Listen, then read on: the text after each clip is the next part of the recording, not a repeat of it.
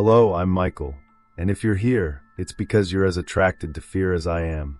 I watched the slow opening of the bedroom door.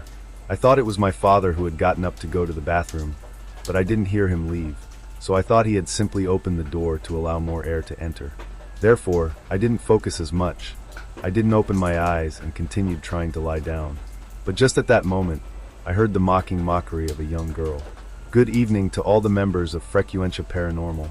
I am writing to you with the aim of telling you about a theatrical experience that I had in my youth.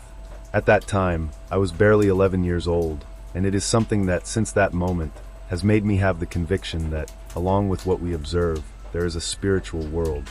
A world that is closer to us than we think, and only a very delicate and fine line separates us from it.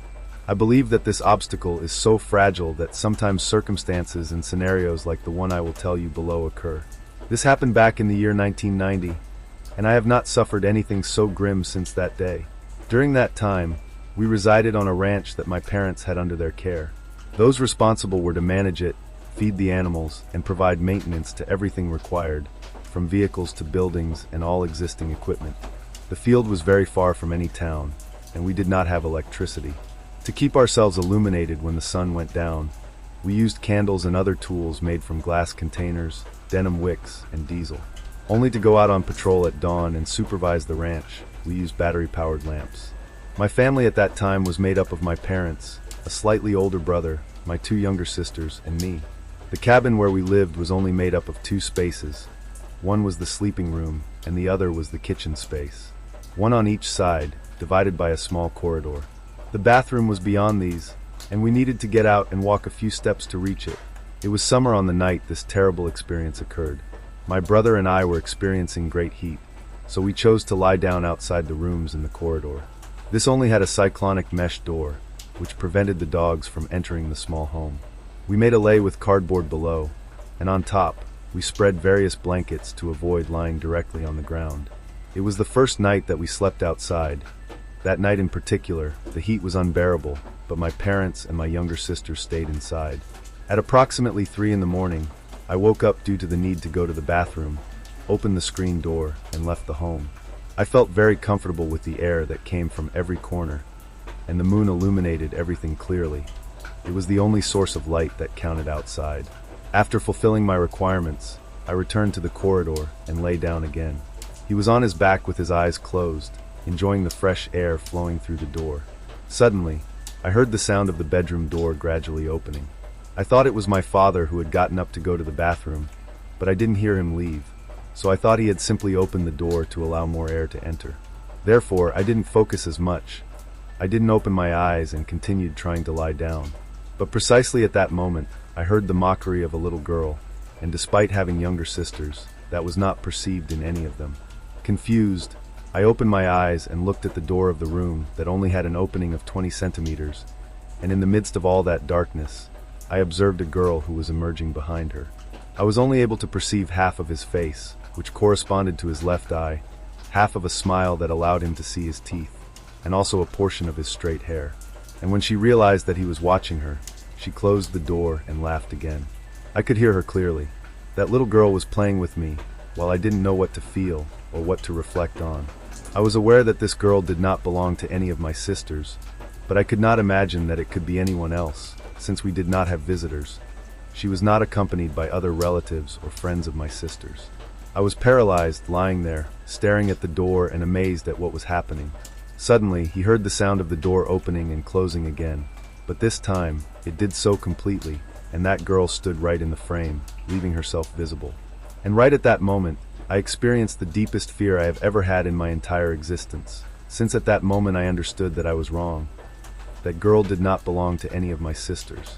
However, the most disconcerting and chilling thing of all is that she was floating several centimeters above the ground. Right at the entrance, my heart was beating intensely when I saw her. I tried to find an explanation for what was happening.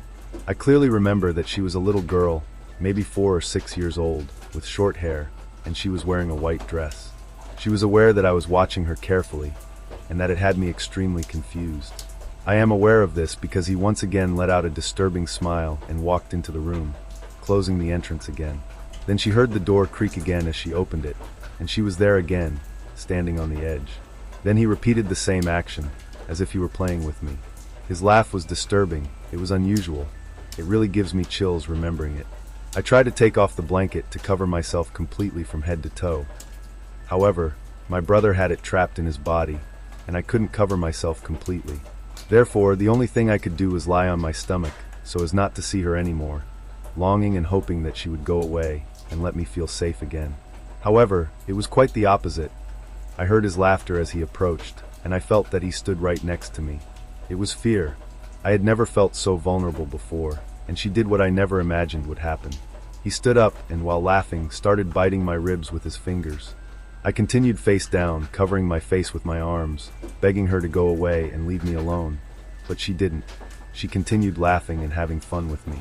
The peculiar thing is that it seemed that no one could hear my screams, even my brother, who was lying right in front of me.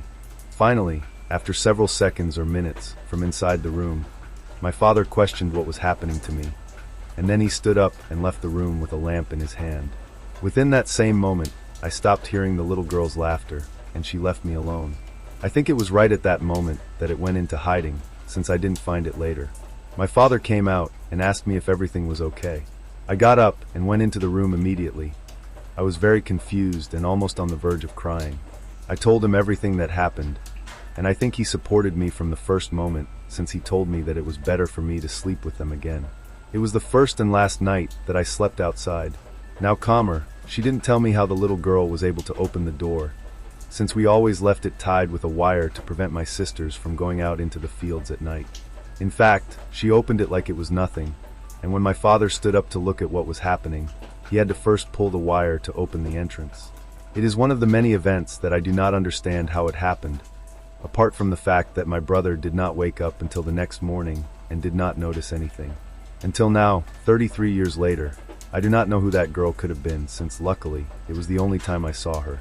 When I remember this experience, I can't help but experience chills.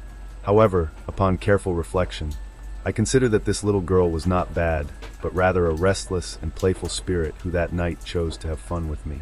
However, while she was laughing, I was fainting with fear. As I mentioned before, it was the only time he presented himself to me. But from that night on, we were not going to go to bed without lighting a candle and asking for his spirit. I think that contributed to us not seeing her again. I hope you liked your story. I thank you for giving me the opportunity to listen to you. Please give your support by giving a thumbs up and subscribing to be part of this frequency. If you think that this content deserves to be disseminated, please do so. And do not forget that you have the possibility of contacting us through our social networks, where you can relate your experiences, stories, and events that you are aware of. We will be tremendously satisfied to recount them for all of you, granting you the corresponding recognition. For you.